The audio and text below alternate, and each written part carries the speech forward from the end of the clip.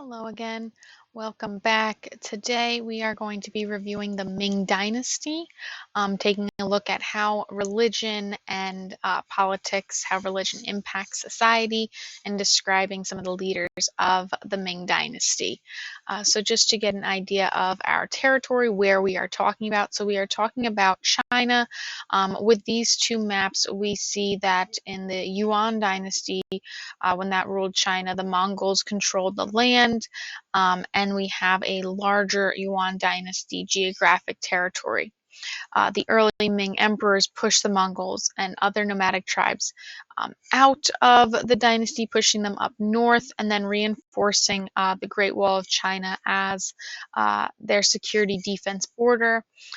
Throughout the Ming dynasty, we saw the Great Wall developing as that protective barrier during the Ming dynasty. So we're seeing the territory decreasing from the Yuan to the Ming dynasty. So here we have just a list of some of the major ruling governments in China from 1600 BC all the way through present. We are right here with the Ming Dynasty, 1368 to 1644. So change in leadership here from the Yuan dynasty to the Ming dynasty. Like all dynasties, the dynasty ended as a result of evidence that the rulers had lost the mandate of heaven. So reminder, the mandate of heaven is that idea of the divine right to rule, that the gods have selected this group to be the leaders, and once signs have arisen that the government has no longer possessed the mandate of heaven, we're seeing like a decrease in the civilization, we're seeing corruption, that would lead the people to believe that that dynasty has lost the mandate of heaven and a new dynasty would begin. So the government during the Yuan dynasty was corrupt. They did spend too much money on wars. They could not collect enough taxes for population from the population to provide them with services to keep them content. And then Chinese leaders grew tired of being ruled by the foreign Mongols. So what we're seeing from the Yuan to the Ming dynasty is the Mongols are out of China. They want to return China to being Chinese and being run by the Chinese. So in 1368, a rebel leader named Zhu led a group of bandits against the Yuan military who wanted power, captured the capital city, and declared the start of the Ming Dynasty. So a pretty quick transfer of power here from the Yuan to the Ming Dynasty. Now, quick recap here. Our three major belief systems dominating China and competing with one another for power and influence. We have Confucianism, Buddhism, and Taoism. So Confucianism, if we remember, is all about the five relationships, filial piety. Society can reach harmony through order if people obey their parents and authority figures.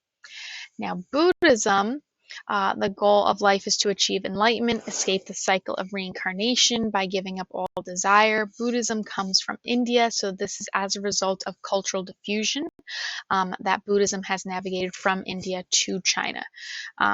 One should devote their life to meditation, trying to give up all selfish desire. The material world does not exist in Buddhism. And then Taoism is the way, the path, the principle. This is the belief that stressing naturalness, simplicity, compassion, moderation.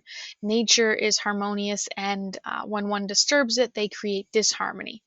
So what we're going to see here in the Ming Dynasty is a little bit of competition between these three belief systems within the government to establish dominance, because very different ways that society runs when we're looking at these three religions, which is why we took so much time to look at the belief systems.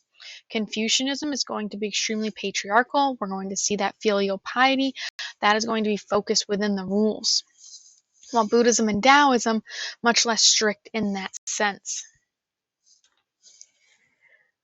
So when we're looking at the Ming Dynasty, we look at the impact of women and the impact that rules had on women and the impact that that women had on China. So the Empress Wu, her legacy is very important here. So re-emphasis of Confucian male-dominated hierarchy impacted family life and the status of women. And that was during the Song and Tang dynasty. Now, looking here at Empress Wu, Tang power reached its furthest geographic extent, but later Confucian's writer expressed contempt for Wu and other powerful women. She turned Buddhism for legitimacy. She claimed Buddhism as her religion. So Empress Wu was in conflict with the Confucius, and the Neo-Confucius attacked the Buddhists for promoting careers for women, such as scholarship, monastic life, and all expense of marriage and raising family. They created laws that favored men in inheritance, divorce, and family interaction, and they excluded women from an education that might allow them to enter civil service.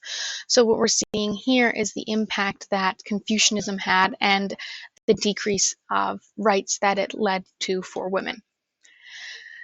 Now, the Ming Dynasty here, looking at Neo-Confucianism, is a new Confucianism that was born in order to blend Buddhism and Taoism into Confucianism, but allow the majority of Confucius policies to remain prominent within society. So specifically the patriarchy and filial piety, things like that, while appeasing the Buddhists and the Taoists who were in China. So those are some of our main takeaways from the Ming Dynasty. I hope this helps.